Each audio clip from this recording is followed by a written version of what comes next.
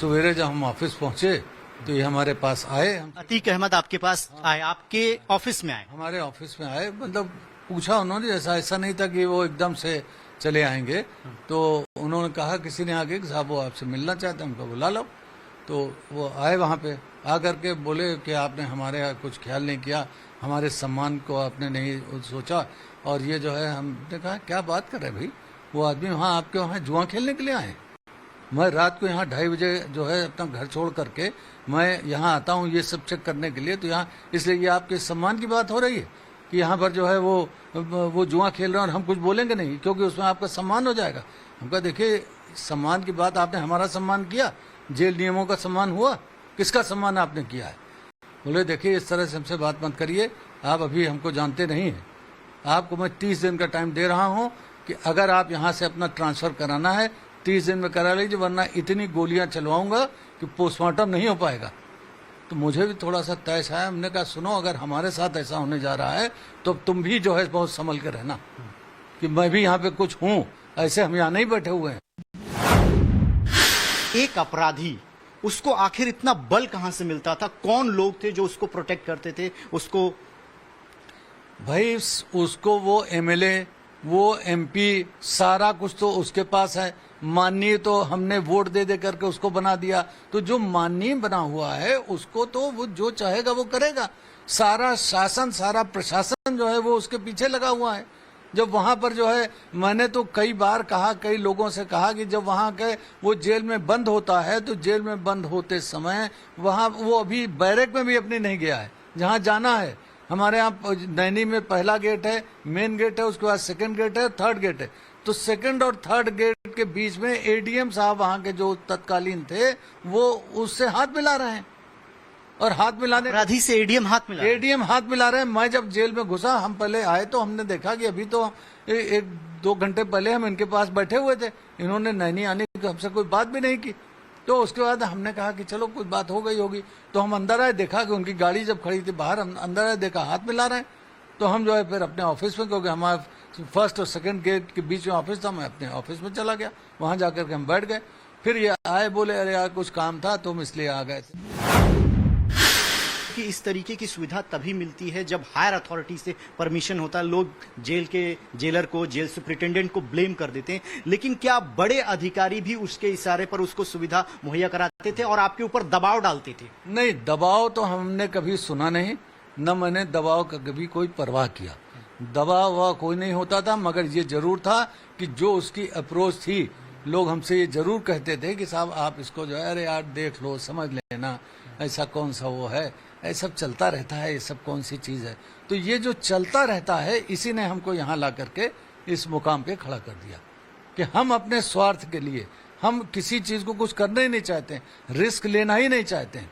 तो जब हम रिस्क नहीं लेना चाहते हैं, हमको हर जगह खतरा नजर आता है, खतरा वतरा हमको तो नजर नहीं आता। अरे आदमी की बैठे बैठे तो मौत हो जाती है। हम गोली और गाली की नौकरी करने आए भाई, पुलिस और जेल की नौकरी तो गोली और गाली की नौकरी है। सर, जैसा कि आपने ये भी बताया कि जो पूरा प्रयागराज का इलाका था, जो थाना था, एसपी था, चौकीदार, हवलदार, सबके रेट फिक्स थे, सबको पैसा जाता था, एक रजिस्टर मेंटेन करता था, यानी सब लोग उसके पेरोल पे थे, जेल के अंदर भी। जेल के जब बाहर की हालत है तो जेल वाले क्या करेंगे? सबसे निरीह, अगर मैं बार बार कह रहा हूं, कोई विभाग है तो वो हमारा कारागार विभाग है, जिसके पास कोई अधिकार नहीं है, जिसके पास कोई इस तरह की चीजें नहीं है, हम कुछ नहीं कर सकते हैं। हमारा जो है, आप आईपीसी को आप पढ़ लीजिए, सीआरपीसी देख लीजिए, सबसे अगर बलवान कोई है तो दरोगा है। तो दरोगा जी है, जिसके मैंने एक बार हंसी मजाक की बात होने लगी तो किसी ने मजाक मजाक में कहा, मैं एक बार बस में बैठ के जा रहा था तो एक प्राइवेट बस थी, तो वहां पे वो थाने के सामने वो बस रुक गई, तो लोग कहने लगे बड़ी देर हो गई, निकल क्यों नहीं रहा है? तो एक आदमी उसमें से कहने लगा कि अरे भैया वो गए हैं दरोगा जी के पास में, तो जब वहां टाइम तो लगभग करेगा। तो उसने जब ये कहा तो उसमें से बोला कि दरोगा क्या है, उससे क्या होता है? अरे बोले दरोगा का मतलब जानते हो? द, चाहे रो चाहे गा। अच्छा, मतलब आपको पैसा देना है, चाहे रोना पड़े चाहे गाना पड़े। तो द चाहे रो चाहे गा, जब हमारी सिस्टम में ये बना हुआ है कि जो दा जी हैं, आप रो चाहे गाओ, पैसा हमारा हमको दो, तो देना पड़ता है। सर, पूर्वांचल के दो बड़े बाहुबली और गैंगस्टर रहे हैं। आपने एक वाकया बताया हमको, हम चाहेंगे कि आप हमारे दर्शकों को भी बताएं किस तरीके से आईजी रैंक के, डीआईजी रैंक के ऑफिसर जो है वो जेल में आते थे मिलने के लिए इन लोगों से। बिल्कुल आते थे, आईपीएस ऑफिसर्स आए हैं IPS? और डिस्गाइज जिसको कहते हैं, मुंह छिपा करके अपना नाम भी नहीं बताएंगे कि हम कौन हैं। कपड़ा उन्होंने पहन लिया, जैसे लोग ये लोग अपना ये सफेद रंग का जैसे इनको फोटो में दिखाया जाता है कपड़ा है, इसी तरह का उन्होंने भी कपड़ा लेके मुंह में भी अपने बांध लिया, आ रहे हैं मिलने के लिए। और आपको जानकारी नहीं दी जाती थी कौन आप? हम क्या है भाई, मुलाकात की भीड़ आ रही है, उस भीड़ में वो भी खड़े हुए हैं, उनकी भी पर्ची लगी। अब वो किसके नाम पे पर्ची लगी हमको क्या पता, वो तो जेलर वहां देख रहे हैं, उन्होंने देखा, आदमी पूछा हाँ तुम्हारे नाम का आदमी मिलने आया। पांडे सर वो लिटरली सिस्टम को रन करते थे, सरकार चलाते थे। सरकार वो जहां रहते थे उसको चलाते थे। अगर पुलिस का मामला है तो वो पुलिस के वो अधिकारी हो जाते थे, वो जेल में आते थे तो जेल के अधिकारी बन जाते थे।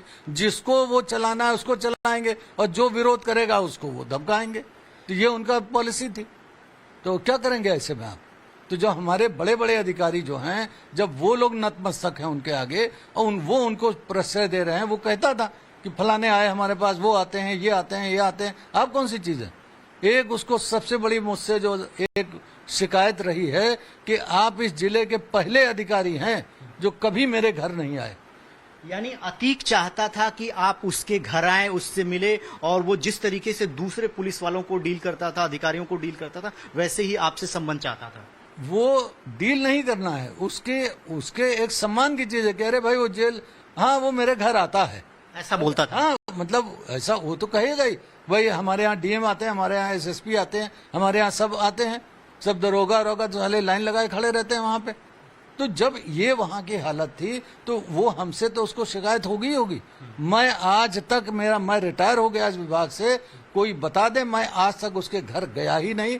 मुझे तो तब पता लगा कि ये इसका घर है जब वो घर गिर गया, तब मैंने देखा अरे इधर तो हम जाते थे मगर हमको पता ही नहीं था कि इसका ये घर है। तो वो वहां पे है, तो उसको ये बहुत बड़ी शिकायत रहती थी।